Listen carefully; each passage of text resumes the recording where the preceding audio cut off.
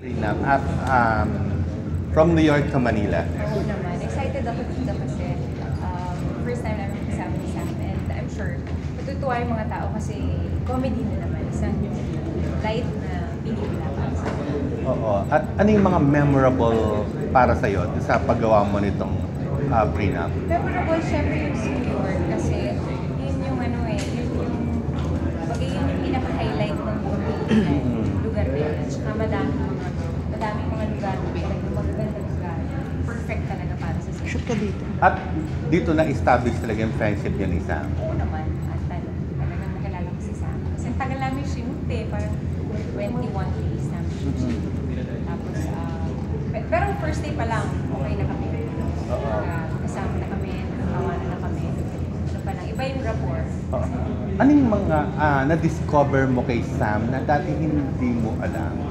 Nakakatawa din pala siya. Ano rin siya, carefree din siya. Makulit din siya.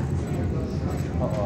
Nagkaroon ba kayo ng chance na yung magkausap yung talagang matagal na usapan, na seryosong usapan tungkol sa Lagi isa't naman isa? kami nag-usap sa kanya niya kasi. May gabi kasi ng stuff. Ayun pala siya. Pasok. Ano pasok? Ayan, yun. So lagi naman kayo nag-uusap. Lagi naman kami nag-usap niya. Lakad niya na sa kami. Kahit mag-ball tour lang kami. Lagi naman kami mag-usap. Sam, I'd like to ask, ano yung mga, ano yung na-discover mo kay Jen na hindi mo pa alam before? So, syempre, sa napakaganda. Nakakainis yung sabi. Wala, sobrang ganda ng puso.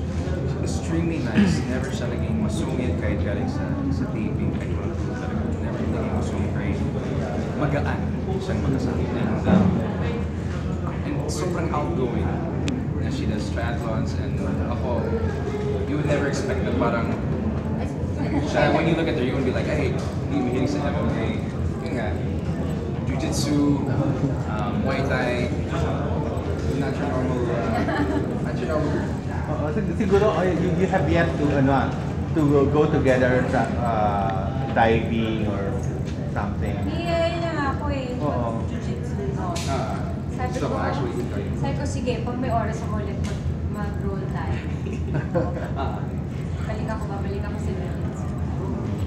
So you can both say that talagang nadagdagan kayo na talagang masasabi mo na close friends. Close friends. Yeah. In the person of each other. Hindi kasi sa tagal namin magkasama sa pelikula. Kahit na nasa tour lang kami, mga wall shows, ganyan. Hindi rin ako umaalis sa tabi niya. Parang comfortable na kami sa isa't isa. Anong expectations you have after the first show? Na-expect namin na lahat ng lalabas ng cinema, nakatawa, ideya, kinikilig, magaan. Kasi yun yung gusto namin mangyari sa mga tao. Hindi yung papasok ka na sa niyan sa paglabas mong bigat, yung